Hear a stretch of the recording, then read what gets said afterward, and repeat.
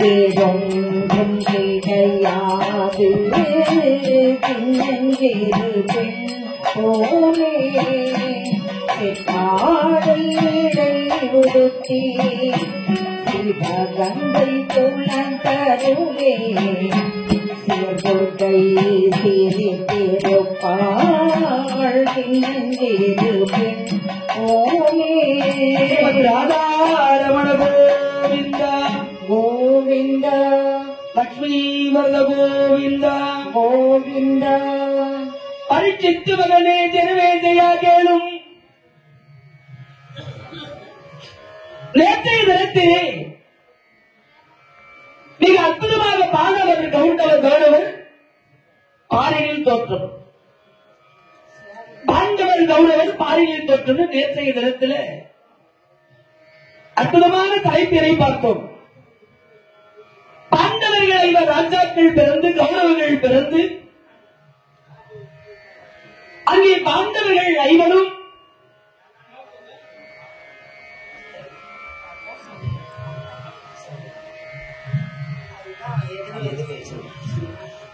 பாண்டவர்கள் ஐவர்களும் இயற்கையோடு விளையாடினார்கள். காட்டில் கௌரவர்கள் 100 பேரும் செயற்கை பொம்மையோடு விளையாடினாங்க. அப்படி அற்புதமாக வளர்கின்ற காலத்திலே பாண்டு மகாராஜா வசந்த காலத்திலே கிருஷ்ணர் கொடுத்த சாபத்தை மறந்து தன்னுடைய மாத்திரை 2வது மனைவி அவர்களோடு சேர்ந்த காரணத்தினாலே கிந்தன் சாபம் படுத்து பாண்டு மகாராஜா மரணமடைந்தார். அப்படி மரணமடைந்த காலத்திலே பாண்டவர் ஐவர் ராஜாக்களும் அத்தினாபுரம் வந்து சேர்த்தார்கள். தர்மராஜாவுக்கு 12 வயது. அந்த அத்தினாபுரத்திலே வந்து சேர்ந்து பாண்டவர்கள் கௌரவர்கள் மகிழ்ந்து வாழ்ந்தார்கள். இடையிலேயே ஏற்பட்ட பிரச்சனைகளை பீமனுடைய பலத்தை கண்டு துரியோதனன் பொறாமை கொண்டார். இந்த கரிய பீமை இருக்கிற வரைக்கும் நாம நிம்மதியா வாழ முடியாது, ஒழிச்சிடணும்னு முடிவு பண்ணோம். காட்டு கொடிகளால் கட்டி குளத்தை தள்ளி கொல்ல நினைத்தார். ஆற்றி அடுத்து குளத்திலே இரும்பு வசிகளை நாட்ட வைத்து அதனை குதிக்க செய்து கொள்ள பார்த்தார். முடியல. பாம்புகளை விட்டு கடிக்க செய்தான். முடியல. பிறகு விஷம் கலந்த உணவை கொடுத்து விஷம் தலைத்தேறி அவரை கட்டி கொண்டு போய் கங்கையிலே போட்டு நாகவலகம் சென்று 10 குடம் அமிர்தம் சாப்பிட்டு 10,000 யானை பலத்தோடு அத்தினாபுரம் வந்து சேர்ந்து அற்புதமாக நேற்றைய தினத்தில் பீமன் நாகவலகத்திலே இருந்து அத்தினாபுரம் வந்து சேர்ந்தார் என்ற வகையில் கதையை நிறைவு செய்தோம். பீஷ்மர் கேட்டார், ஏம்பா இவன் நாகலோகம் போய் வந்த 10 குடம் அமிர்தம் சாப்பிட்டேன் 10,000 யானை பலத்தோடு வந்ததுன்னு சொல்றான். இது கேட்டார் இல்லையா? நாகலோகத்துக்கு மினி பஸ்ஸா போகுது, எப்படி போயிருப்பான்? அப்போ ஒரு காவல்காரன் சொன்னா, ஐயா இதுக்கு அத்தனைக்கும் காரணம் துரியோதனன். பீமனை கொல்ல நினைத்து பல சூழ்ச்சிகளை செய்து முடியாமல் போனதால் விஷம் கலந்த உணவை கொடுத்து ஆற்றில் தூக்கி எறிந்தார்கள். அதனாலே அவர் போய் விழுந்த அந்த இடம் நாகலோகம் செல்லும் இடம்.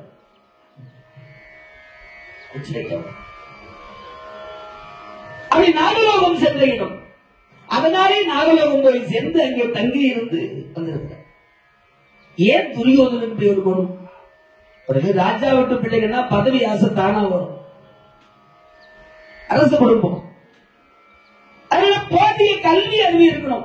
ஒருமைக்கன் தான் கற்ற கல்வி ஒருவருக்கு எழுமைக்கும் ஏமாப்புடைத்து கல்வி செல்வம். செல்வத்துள் செல்வம் செவிச்செல்வம், அச்செல்வம் செல்வத்துள் எல்லாம் தலை. எவ்வளவுதான் எங்களை நாம புத்தகத்துல படிச்சாலும் அதே விஷயத்தை இன்னொரு சொல்லி காதால கேட்கிறது மிகச் சிறந்த செல்வம், செவிச்செல்வம். அப்படி கல்வியிலே இந்த பிள்ளைகள் எல்லாம் கொஞ்சம் கம்மியா இருக்காங்க. என்ன ஒரு ஆசான் இருக்கிறார் இப்போ கிருபாச்சாரி. அந்த திருமணத்திலே தான் அந்த பிள்ளைகள் எல்லாம் படிச்சுட்டு இருக்கிறாங்க. ஏற்கனவே இது போதாது, இன்னொரு ஆசிரியர் இருந்தா நல்லா இருக்கும். 105 பேருக்கு ஒரு வாத்தியார் போதுமா? ஸ்ட்ரென்த் அதிகம் பிள்ளைங்க, வாத்தியார் கம்மியா இருக்கு. இன்னொரு குரு இருந்தா நல்லா இருக்கும். ஆச்சா உடனே இந்த பிள்ளைகளை எல்லாம் கல்வி சாலையில் சேர்த்து போதி கல்வி அறிவு பாடங்களை புகட்ட வேண்டும் என்று பீஷ்மர் முடிவெடுத்தார்.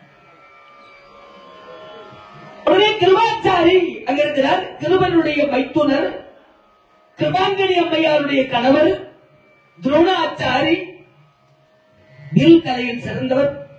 அவரும் பரசுராமருடைய சீடர். ஏன்னா பீஷ்மர் பரசுராமர்கிட்ட படிச்சவர். அதனால பீஷ்மர்கிட்ட படித்த துரோணர் கூட இருந்தா கொஞ்சம் நல்லா இருக்கும்.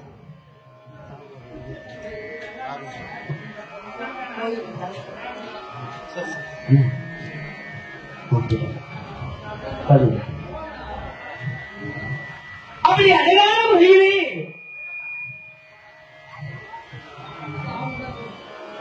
இன்னொரு ஆசான் இருந்தா நல்லா இருக்குன்னு எதிர்பார்த்து கொண்டிருக்கிற பொழுது இந்த பிள்ளைகள் எல்லாம் வில் வாழ் ஈட்டி கதை என்று சொல்லக்கூடிய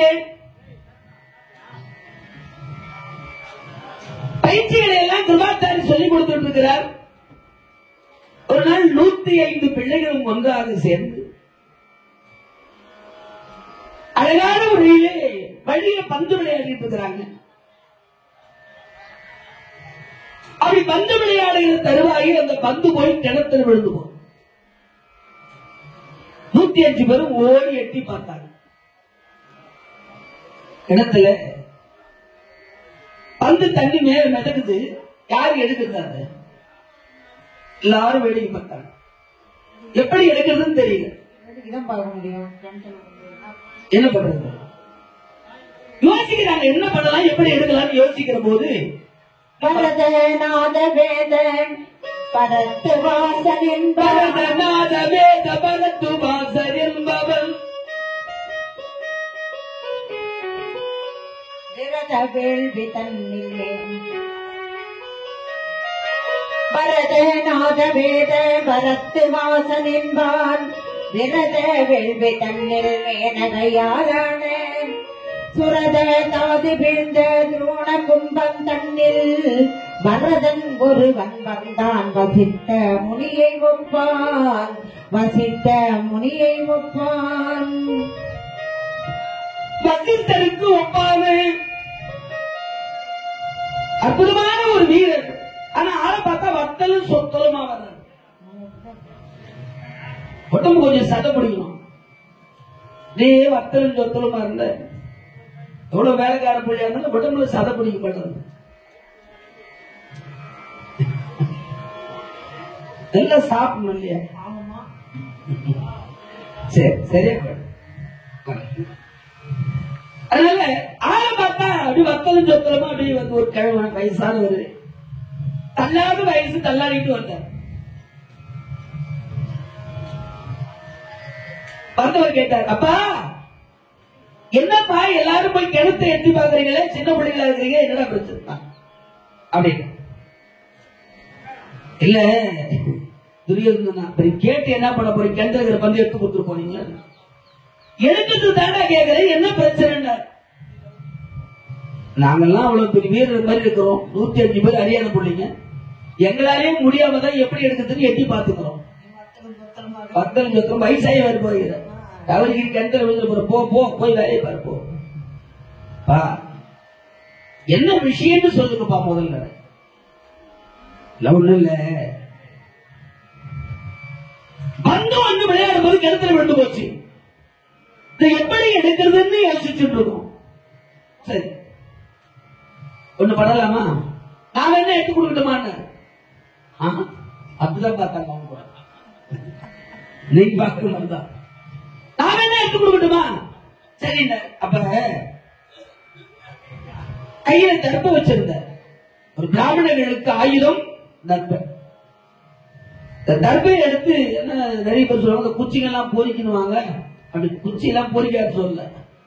நான் சொல்லுகிற மந்திரத்தை உள்வாங்குகிற சக்தி தர்பைக்கு உண்டு.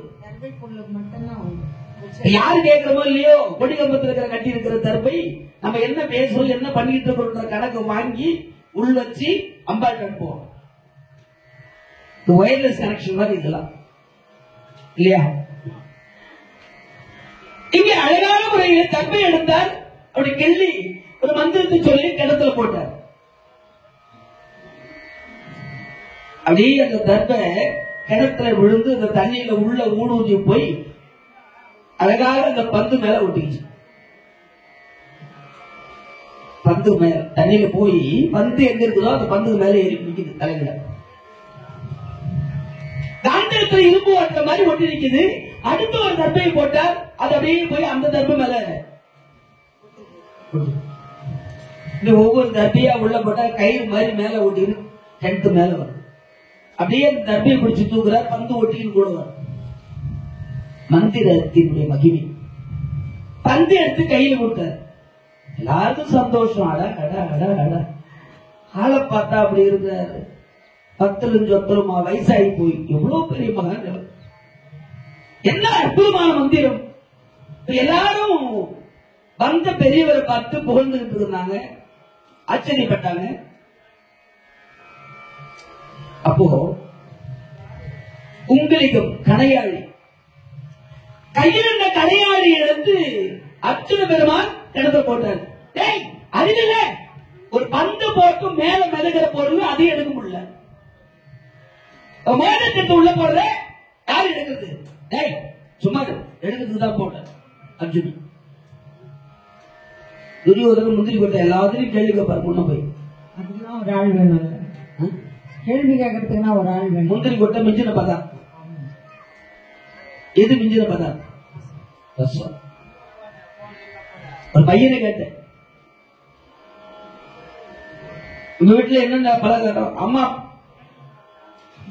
அம்மாவுக்கு சொந்தக்காரங்க வந்தா பொரியலோட சாப்பாடு, அப்பாவுக்கு சொந்தக்காரங்க வந்தீங்க மிஞ்சின பதார்த்தம் சாப்பிடணும். ரசமா நல்ல விஷயம். சொல்றதுனா எங்க ஊர் பக்கத்துல இல்ல, மைக்கில சொல்லிட்டு எங்க ஊர் பக்கத்துல நல்லா இருக்கிறவங்க எல்லாம் கெடுக்கிறாரு. எங்க ஊர்ல பாரத கோயிலுதா? இல்ல, இங்க பாரத கோயில் இருக்குது. நம்ம எல்லாம் இந்த மாதிரி தப்பு பண்ண மாட்டோம். எங்க ஊர்ல இல்ல, அதனால சொல்றோம். நாளைக்கு போறோம் நாங்க. அப்படி அழகாக கொஞ்சம் மிஞ்சின பதார்த்தம் மாதிரி முன்ன போய் எல்லாத்தையும் கேள்வி கேட்பான் துரியோதனன். பந்தே எடுக்க முடியல, மோதத்தை உள்ள போட்டி. எடுக்கிறதுக்கு தான் போட்ட, நீ சும்மா நான் எடுத்துக்கிறேன், நீ எடுத்துக்க. நீ ஒரு தர்பை எடுத்தார், மந்திரம் சொன்னார். தர்பை அப்படியே அர்ஜுனன் உள்ள போட்டார். அதே மாதிரி அந்த தர்பை இவரு பந்து மேல மிதந்துச்சு. துரோணர் வந்தகம் போட்டார், மேல கொட்டிச்சு பந்து மேல. ஆனா மோத போட்ட வேகத்துல உள்ள போயிடுச்சு தண்ணியில. இப்ப மந்திரம் சொல்லி அவர் போட்ட தர்பை தண்ணிக்குள்ள ஊடுருவு போய் மோதிரம் எங்க இருக்குதோ அந்த மோதத்துல ஓட்டுதான். அடுத்து தர்பையில மந்திரம் சொல்லி போடுறாரு அர்ஜுனன். அப்படியே ஒட்டிட்டு கை இருந்து தர்பையை பிடிச்சி தூக்குறாரு, மோதிரம் ஒட்டிட்டு கூட. எல்லாருக்கும் ஆச்சரியம். எல்லாரும் ஆச்சரியப்பட்ட பரவாயில்ல. பந்து எடுத்து கொடுத்த கிழவன் கிருபனுடைய மைத்துனர் கிருபாங்கரி அம்பையாருடைய கணவர் துரோணாச்சாரி வந்துகிறார்.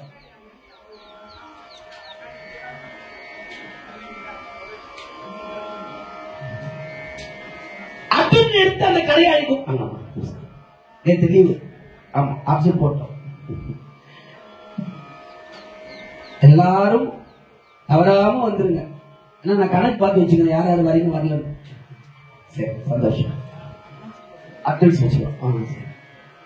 இங்கே அழகான முறையிலே அந்த கனையாளி எடுத்து கொடுத்தோடனே, கனையாளி எடுத்து கொடுத்த அர்ஜுன பெருமானை துரோணாச்சாரி ஆச்சரியமா பார்த்தார். ஏண்டாப்பா இதெல்லாம் நான் என்ன படிச்சுக்கிறியா? அப்ப எப்படி எடுத்த? எடுத்த உனக்கு எப்படி தெரியல? உங்ககிட்ட தான் கத்துக்கணும். இப்பதான் கத்துக்கணும் உங்ககிட்ட. இப்ப என்னடா சொல்றப்பா? சுவாமி, இங்க நான் பந்து எடுக்கிறேன்னு சொல்லி தர்பை எடுத்து மந்திரம் சொன்னீங்கல்ல, ஆமா. மந்திரம் சொல்ற போது எல்லாரும் பந்தை பார்த்தாங்க, தர்பையை பார்த்தாங்க, உங்க கையை பார்த்தாங்க. நான் உங்கள் உதடு எப்படி அசைகிறதுன்னு பார்த்தேன். தங்கள் உதடு அசைவதை வைத்து நீங்க மந்திரம் என்ன சொல்றீங்க, என்ன வார்த்தை உச்சரிக்கிறீங்கன்னு மனசுல வாங்கிட்டேன். அவரு மனசுல நினைச்சு மந்திரம் சொல்லுது, இவங்களுக்கு தெரியும். உதடு அசைவதை வச்சு சொல்ல முடியுமான்னா, இந்த உதடு எப்ப ஒட்டுது ஒட்டல, அந்த ஒட்டும் போது என்ன வார்த்தை வரும் அப்படிங்கறத கவனிச்சுதான் டப்பிங் பண்ணுவாங்க சினிமாவில். மும்பைக்காந்து நிறைய பேர் கூட்டி அதை கூட்டாங்க நடிக்கிறதுக்கு. ஒண்ணுக்கு கூட தமிழ் வராது. நடிப்பு வரும், ஆளு அழகா இருப்பாங்க, அவங்களை நடிக்க வச்சு நீ சும்மா நில்லு, நாங்க எடுத்துக்கிறேன்னு ஷூட் பண்ணி எடுத்துக்கின்னு தமிழ் ஆளை வச்சு பேச வைப்பாங்க. இப்ப படத்தை போட்டா படம் மட்டும் ஓடும். அந்த படம் ஓடுகிற ஸ்பீடுக்கு தகுந்தவாறு இந்த உதடுகள் எப்படி அசைக்குது, அவங்க என்ன ஸ்பீட்ல பேசுறாங்கன்னு கணக்கு பண்ணி தான் டப்பிங் பேசணும். ஆக்ஷன் பண்ணி நடிக்கிறாங்க கேமராவில், அதை விட கஷ்டம் டப்பிங் பண்றது. அவங்க பேசுகிற வேகத்துக்கு நாம பேசுற வாய்ஸ் மேட்ச் ஆகும். இதெல்லாம் மகாபாரதத்துல வந்தது. டப்பிங் அப்படின்னா அங்கதான் ஸ்டார்ட் ஆகும். அப்ப ஒரு மந்திரத்தை அவர் மனசுல சொல்றார், உதடு மட்டும் அசைகிறது. இந்த உதடு அசைகிற போது நீங்க என்ன சொன்னீங்க அப்படின்னு நான் உள் வாங்கிட்டேன். அதே நேரத்தில் இந்த மந்திரம் நம்ம கணக்கு பண்ணோம், அந்த கணக்கு சரியா இல்லையா அப்படின்னு சோதிக்கிறதுக்காக தான் கணையாளியை போட்டு நான் எடுத்தேன் சுவாமி. நல்ல விதமா உங்ககிட்ட இருந்து கத்துக்கின கலைதான்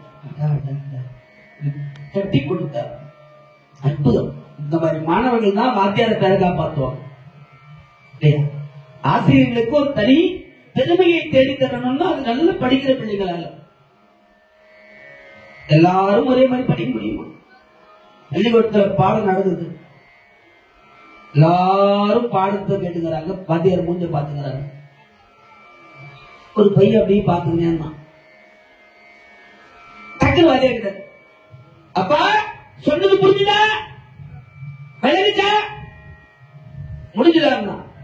எல்லாம் முடிஞ்சது சார், வால் மட்டும்தான் உள்ள போறோம்னா பையன் வால் உள்ள போலியா, என்னடா சொல்ற, எலி ஒண்ணு மேல உள்ள போட்டு பார்த்துட்டு சார், வாரி உடம்பு போட்டு இந்த வால் மட்டும் இன்னும் போகல. நான் பாடம் நடத்துறதுக்கு எடுக்கிறியா, நீ வால் எலி எங்க போகுதுன்னு பாத்துக்கிறியா?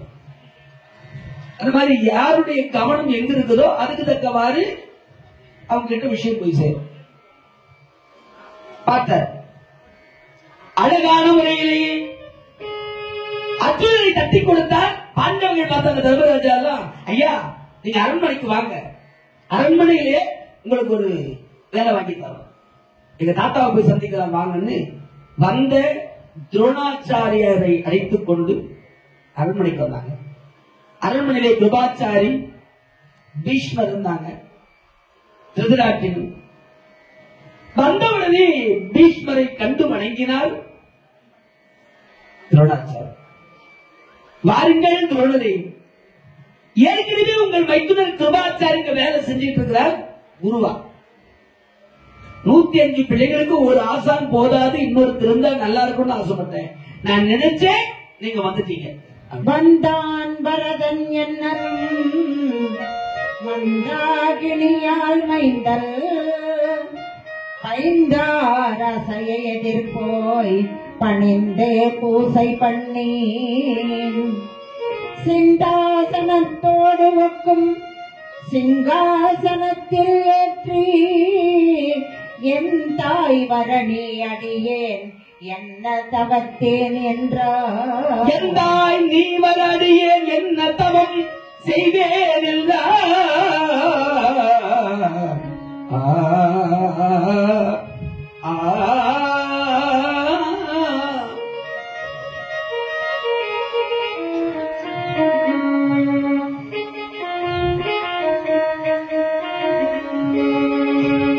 அழகாக இங்கு வரவேற்றார், பெருமைப்படுத்தி பேசினார் துரோணர். அரசனுக்கு சமமாக இன்னொரு ஆசனம் கொடுத்து அமர வச்சு, நீங்கள் வந்தது இந்த அக்னிநாமம் செய்த பாக்கியம். வந்த துரோணர் எல்லாம் கேட்டுட்டு ராஜாக்கள்னா ராஜாக்கள் தான். உங்களுக்கு ஒரு வேலை ஆகணும்னா வந்தவர்களை எப்படி வேணாலும் புகழ்ந்து பேசுவீங்க. ஆனா உங்க வேலை முடிஞ்சதுக்கு அப்புறம் நீங்க கேவலப்படுத்துவீங்க. இது ராஜாக்களுக்கு இயல்பு. துரோணாச்சாரி உண்மையா வந்தவரை மரியாதை கொடுத்து அவரை கௌரவப்படுத்தினாங்க. இவரு சிரிச்சிட்டு ஒரு வார்த்தை சொன்னாரு, ஏதோ உங்களுக்கு என் தேவை இருக்கு அதனால என்ன புகழ்ந்து பேசுறீங்க, தேவை முடிஞ்சு போனா தூக்கி போட்டுருவீங்க அப்படின்னு கிண்டலா பேசுறாரு. ஏன் இப்படி சொல்றீங்க ஐயா? வேத முனிவன் இருந்த வேந்த முனியை நோக்கி பூதம் தன்னில் நிகழ்ந்த உண்மை மொழி ஒன்று உரைப்பான். ஏதம்மை பெற்றனைய யாக சேனன் என்பான், போதம் இல்லான் என்பால் போட்டு நண்பு பூண்டான், நண்பு பூண்டான். வேதமுனி ஐயா, முனிவர் பெருமகனாரே, அந்த பெரியவரே, என்ன துரோணாச்சாரி கிருபாச்சாரியுடைய தங்கை கிருபாங்கனியை கல்யாணம் பண்ணுவார். திருவரும் கிருபாங்கனி அம்மையாரும் ஒரு தாய் வைத்து பிள்ளை. காட்டிலே தவம் செய்து கொண்டிருந்த ஒரு முனிவருக்கு பிறந்த குழந்தைங்க. கிருபம் என்றால் தர்பை. அந்த தர்பை புல்லிலே விழுந்து அழுது கிடந்த குழந்தைகளை கொண்டு வந்து சந்தனு மகாராஜா வளர்த்தார். அவர் காலத்துல சந்தனு மகாராஜா கொண்டு வந்த அந்த பிள்ளைகளை வேட்டையாட போனவர் காட்டில் கிடந்த குழந்தைகளை கொண்டு வந்து நாட்டில் வைத்து வளர்த்தார். அப்படி நாட்டில் வைத்து வளர்க்கின்ற பொழுது திருவரும் கிருபாங்கனியும் இங்கே வளர்ந்து வந்தார்கள். சிறந்த சக்தி பிடிவிடத்தை வேதங்களை பயின்ற காரணத்தினாலே அத்திராபுரத்தின் அரண்மனையில் ஆச்சாரியாராய் கிருபர் தங்குகிறார். கிருபனுடைய தங்கையை துரோணம்னா கும்பம், கும்ப கலசத்திலே பிறந்த துரோணாச்சாரி மனம் புரியும். அதனால அவருக்கு தெரியும், உங்கள் தங்கையின் கணவர் ஏற்கனவே வேற இருக்கிறார், நீங்க இருக்கலாம்னு சொல்றேன். ஆனா நீங்க ஏதோ அரசர்களை கேவலமா பேசுற மாதிரியே பேசுறீங்க. உங்களுக்கு என்ன பிரச்சனை? ஏதோ ஒரு விஷயம் உங்கள் மனதை பாதித்திருக்கிறது. அதனால எல்லா அரசர்களையும் தப்பா நினைக்கிறீங்க. எல்லா பணக்காரனும் கர்வம் பிடிச்சவனும் இல்ல, எல்லா ஏழைகளும் அடங்கி போறவங்களும் இல்ல. எத்தனையோ கோட்டீஸ்வரங்கள்லாம் பக்திக்காகவும் கோயில் வேலைகளிலையும் போய் இலை எடுத்து போடுற வேலையில இருந்து சாம்பார் ஊத்துற வேலை எல்லா வேலையும் பாக்குறாங்க. கோட்டீஸ்வரம் என்ன இந்த மாதிரி பாக்கியம் கிடைக்கிறமே ஓடி போய் உதவி பண்றவங்க. அடுத்த வேலை சாப்பாடு இருக்குதோ இல்லையோ வந்த இடத்துல நாம தான் மகாராஜா ஊர்லயே அப்படிங்கிற மாதிரி கிரியேட் பண்றதும் நிறைய பேர். அதனால பணம் வச்சிருக்கிறவங்க பதவியில் இருக்கிறவங்க எல்லாருமே கெட்டவங்க இல்ல. அதே மாதிரி ஏழையா இருக்கிற எல்லாருக்குமே கர்வம் குறையதில்லை. கோழையா இருக்க மாட்டாங்க. கர்வம் குறையதில்லை. இல்லைன்னா கூட கையெத்தி போடணும்னு அவசியம் அப்படி இல்ல, கொஞ்சம் பேசுவோம். ஆனால் எத்தனையோ பணக்காரர்கள் கோட்டீஸ்வரர்கள் இந்த மாதிரி சின்ன சின்ன வேலைகளை எல்லாம் தானே கூட இருந்து செய்வாங்க. அப்போ சைவத்துல சிறுத்தொண்ட நாயனார்னு ஒரு இல்லையா, அன்னதானத்துக்கு பெயர் புகழ் பெற்றவர் சிறுத்தொண்ட நாயனார். யார் இந்த சிறுத்தொண்ட நாயனார்னா, தானாசூரன், அடுத்து கர்ணன், அடுத்து கர்ணனுடைய அடுத்த அவதாரம். இந்த ஒரு நாளைக்கு காலையில 7 மணிக்கெல்லாம் 1000 பேர் சாப்பிடுவாங்களாம். 1000 பேர் உணவருந்தினால் 6 மணி வந்து தானே அடிக்கும். அப்படி அன்னதானம் போட்டார். அவரு இவ்வளவு செலவு பண்ணி சாப்பாடு போடுறோம் இல்ல, அவரே போய் சாம்பார் ஊற்றுவாரு. அந்த அம்மா அவங்க மனைவி வெண்காட்டு நங்கை, அந்த அம்மா போய் இலையை போடுவாங்க, தண்ணி தெளிப்பாங்களாம். அவங்களுக்கு ஒரு தோழி சந்திர நங்கை, அவங்க கூட தொண்டு பண்ணுவாங்க. அவருடைய பிள்ளை சீராளன், அவர் போய் கூட தொண்டு பண்ணுவார். அழகான முறையில் அப்படி குடும்பமே போய் தொண்டு பண்ணுவாங்க. செல்வம் இருந்து விட்டால் போதாது, அந்த செல்வத்தை சரியாக பிரயோஜனமா பயன்படுத்தும். பணக்காரங்க நீங்க எல்லாம் ராஜாக்கள், ஒரு உதவி வேணும்னா தான் எங்களை மாதிரி ஏழைகளை புகழ்ந்து பேசுவீங்க. வேலை முடிஞ்சுட்டா எங்கடா கண்டு கேட்க மாட்டீங்க அப்படின்னு வெறுப்பா பேசினார். அதற்கு பீஷ்மர் கேட்க, எல்லாரும் அப்படி இல்லையா? எத்தனையோ பணக்காரர்கள் நல்ல கொடுக்காங்க, எத்தனையோ ராஜாக்கள் நல்ல கொடுக்குறாங்க, எல்லாரையும் ஒரு மாதிரி கணக்கு போடக்கூடாது அப்படின்னு. உங்களுக்கு என்ன பிரச்சனை முதல்ல சொல்லுங்க. இப்ப பீஷ்மர் கிட்ட துரோணாச்சாரி தன் வாழ்க்கையில் நடந்த இந்த சரிப்பான ஒரு விஷயத்தை சொல்றார். ஐயா, பாஞ்சால தேசத்து அரசன் துருபத ராஜா, பாஞ்சால தேசம் துருபதர். துருன்னா ஒரு மரம், துரு என்னும் ஒரு மரம்.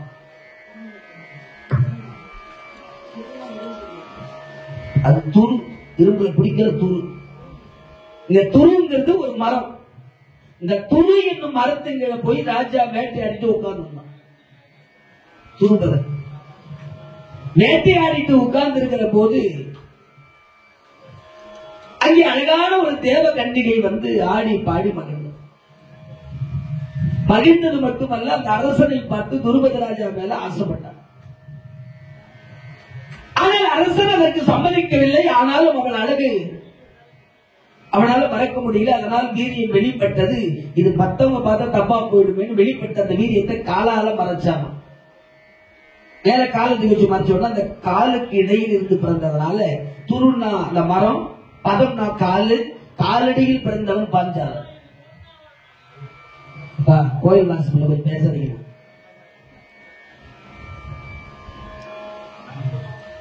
ஏதாவது பேசுனா கொஞ்சம் தொலைவா போய் பேசணும். துரு என்னும் மரத்தின் கீழே துருபத ராஜாவினுடைய அந்த பாதத்தில் இருந்து பிறந்தவன் பாஞ்சாலன். அதுதான் அவரு துருபதன், அவங்க அப்பா. அந்த அற்புதமான துருபதராஜன் பாஞ்சால தேசத்து அரசன். பாஞ்சாலனும் நானும் ஒன்னா ஒரு பள்ளியில படிச்சோம். அங்கிவேசன் என்று சொல்லக்கூடிய ஒரு ஆசாந்த பயிற்சிவன். வேத சாஸ்திரங்கள் படிச்சோம், ஆயுத பயிற்சிகள் செய்தோம். அங்கிவேசன் அப்படின்னு ஒரு ராஜா, ஆசிரியர், குரு. அப்போ ராஜா விட்டு பிள்ளை பாஞ்சாலனுக்கு சரியா படிப்பு வராது.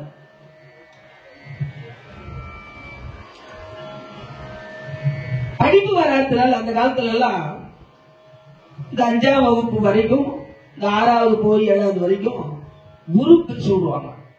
ஒரு 40 பிள்ளைங்க இருக்கிறாங்கன்னா 6 பேர் 7 பேர் சேர்த்து ஒரு குரு பிரிச்சு அது நல்லா படிக்கிற பிள்ளைங்க ஒண்ணு அங்க போட்டு வைப்பாங்க. பிரான்ச் பிரிக்கிற மாதிரி எல்லாருக்கும் வாத்தியாரே பார்த்துக்க முடியுமா? நீ ஒரு 6 பேரை பார்த்துக்க, நீ ஒரு 6 பேர் பார்த்து நல்லா படிக்கிற பிள்ளைகளை லீடரா போடுவாங்க. குரூப் லீடர் வேற, கிளாஸ் லீடர் வேற.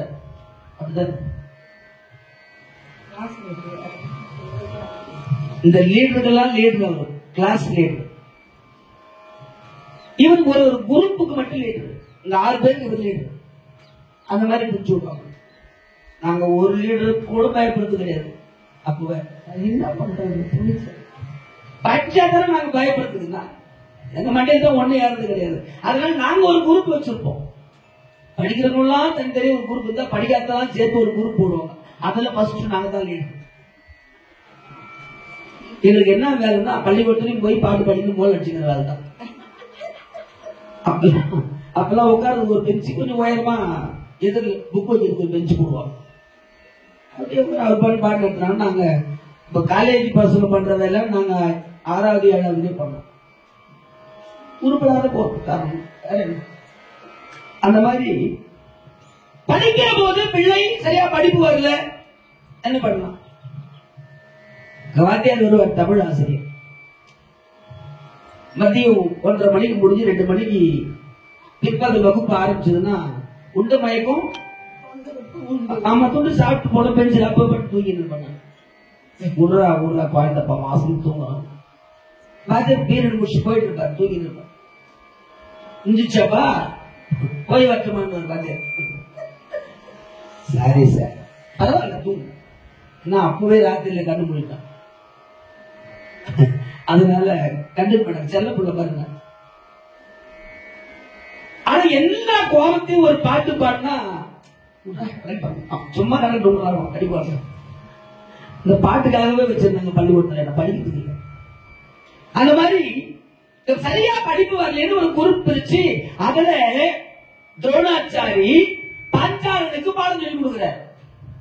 தெரியாத விஷயங்களை கொஞ்சம் சொல்லி கொடுத்தார். இந்த தெரியாத விஷயங்களை கேட்டு படித்து நாளடைவில் அவர்கள் இருவரும் நண்பர்களாக மாறினார்.